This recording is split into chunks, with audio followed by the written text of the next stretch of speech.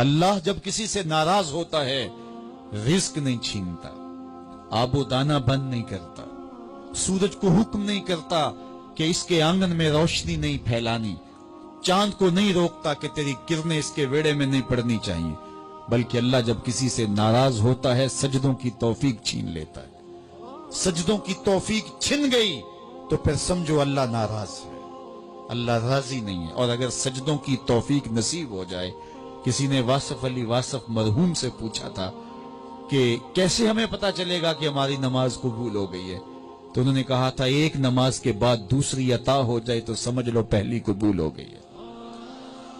تو نمازوں کا نصیب ہونا یہ اللہ کی رضا اور اللہ کی خوشنودی کی دلیل ہے، اور سجدوں کی توفیق کا چھن جانا یہ اللہ کی ناراضگی کی دلیل ہے۔ میں اور آپ دیکھیں کہ ہم کہاں کھڑے۔ دیکھیے دولت تو کفار کو بھی ملتی ہے، اللہ دولت اسے بھی دیتا ہے جس سے راضی ہے، اسے بھی دیتا ہے جس سے نہیں راضی، لیکن سجدوں کی توفیق اسے ہی دیتا ہے جس پہ وہ راضی ہے۔ تو 5 گانا نماز شعار زندگی بنا لیجئے، نماز قضا نہ ہونے پائے۔ قیامت کے دن بے نمازی اس صف میں کھڑا ہوگا جس صف میں نمرود کھڑا ہوگا، جس صف میں حامان کھڑا ہوگا، قارون کھڑا ہوگا، شداد کھڑا ہوگا۔ مجھے بتائیے ہم میں سے کوئی یہ گوارہ کرتا ہے ہم اس صف میں کھڑے کر دیے جائیں جہاں دشمنان خدا کھڑے ہوں؟ آج کوئی نماز پڑھے یا نہ پڑھے، حشر کے دن حکم ہوگا کہ اللہ کے حضور سجدہ کرو۔ ہر کوئی سجدہ کرنا چاہے گا، جو نہیں پڑھتا وہ بھی کرنا چاہے گا، لیکن بے نمازی کی کمر اکڑ جائے گی، وہ آرزو رکھنے کے باوجود سجدہ نہیں کر پائے گا۔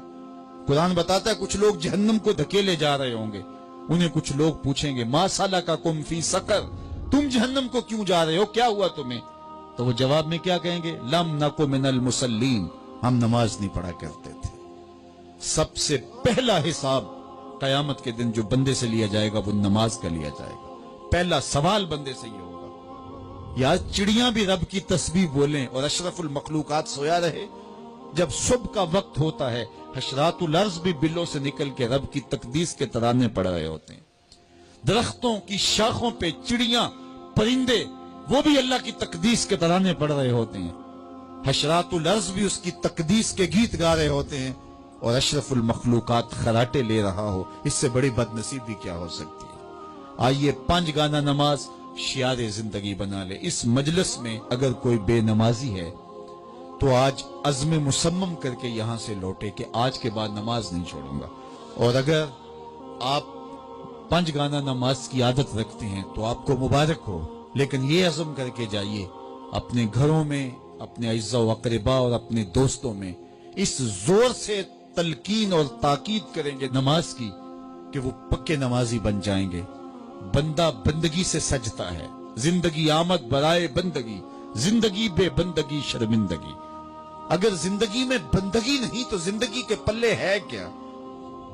علماء نے لکھا ہے کہ یہ سارے درخت حالت قیام میں ہیں، چوپائے حالت رکوع میں ہیں، مینڈک تشہد میں ہیں، اور حشرات الارض سجدے میں ہیں، اور انسان اشرف المخلوقات ہے۔ اس کی عبادت میں درختوں کا قیام بھی رکھا گیا، اور رکوع بھی رکھے گئے، اور سجدے بھی رکھے گئے، اور قعدے بھی رکھے گئے، اس لیے تاکہ اس کی عبادت تمام مخلوقات کی عبادات کی جامع بن جائے۔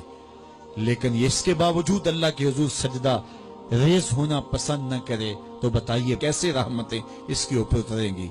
خوش نصیب تو وہ ہیں جو 5 گانا نماز ادا کرنے کے بعد تہجد بھی قضا نہیں ہونے دیتے، سجدوں سے اللہ کے حضور حاضری پیش کرتے ہیں۔ سب سے زیادہ بندہ اللہ کے اس وقت قریب ہوتا ہے جب سجدے میں سر رکھا ہوا ہوتا ہے۔